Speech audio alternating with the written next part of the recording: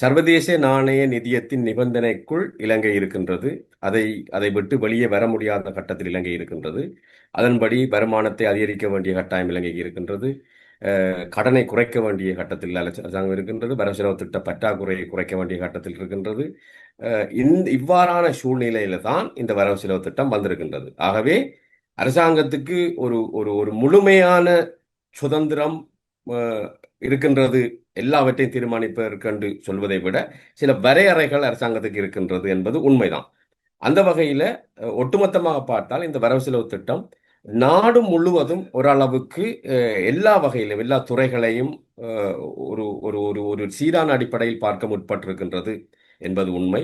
நீண்ட காலமாக ஒரு பிரச்சனையாக இருக்கின்ற ஒரு ஒரு பொருளாதார ஒழுங்கீன தன்மையை நிவர்த்தி செய்ய இந்த வரவு செலவு திட்டம் முயற்சிக்கின்றது.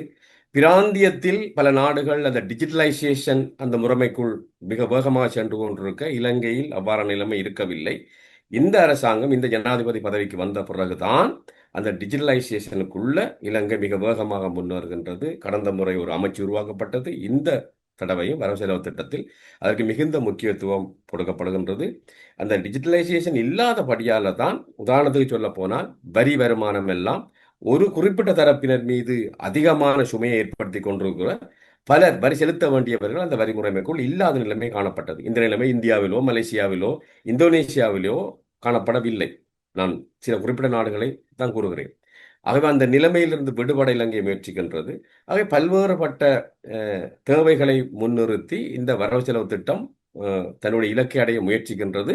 மிகப்பெரிய பாய்ச்சலை சேர்க்கின்றது என்று நான் சொல்ல மாட்டேன். இப்ப இலங்கையில வரலாற்றில் நான் சொல்ல வேண்டுமா இருந்தால் 77ஆம் ஆண்டு ஜே.ஆர். ஜெயவர்தனாவால் அது சமர்ப்பிக்கப்பட்ட வரவு செலவு திட்டம் தான் ஒரு மிகப்பெரிய மாற்றத்தை இலங்கை ஏற்படுத்தியது. ஆனால் அந்த சூழ்நிலை வேற. அப்ப பிராந்திய நாடுகள் எல்லாமே மூடப்பட்ட பொருளாதாரத்தை கொண்டிருந்தன. ஆப்பிரிக்கா, லத்தீன் அமெரிக்கா எல்லா நாடுகளுமே. அப்ப அந்த அந்த அந்த காலகட்டத்தில் இலங்கைக்கு பெரிய அளவு உதவி கிடைத்தன. இலங்கை தான் அப்பொழுது முதலாவது தாளமயத்தை செய்தது. லத்தீன் அமெரிக்காவிலே சிலி செய்தது. அந்த சாதக நிலைமை இந்த ஜனாதிபதிக்கு இல்லை. ஆனால் அந்த சாதக நிலைமையை யுத்தம் கெடுத்து விட்டது. யுத்தம் தொடங்கியபடியால் அந்த பொருளாதார தாராளமயக்கத்தின் முழு நன்மையை இலங்கையால் அடைய முடியாமல் போய்விட்டது. இப்பொழுதைய ஜனாதிபதிக்கோ இந்த அரசாங்கத்துக்கோ அவ்வாறான ஒரு நிலைமை இல்லை. ஏன்னா நாடு மிக மோசமான சிக்கலுக்குள்ளே இருந்தது. உலகத்தில் இன்னும் நிலைமை வளமைக்கு திரும்பவில்லை. ரஷ்ய யுத்தம் முடியவில்லை.